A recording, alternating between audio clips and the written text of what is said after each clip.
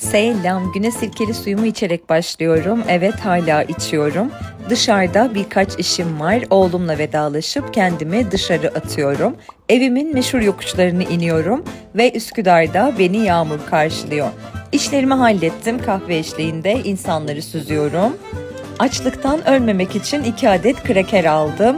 Umarım sağlıklılardır. Sonra eve geldim ve oğlumla selamlaştım. Akşam yemeğimi hazırladım. Yemeğim güzel olmalı ki kendimi övüp dans ediyorum.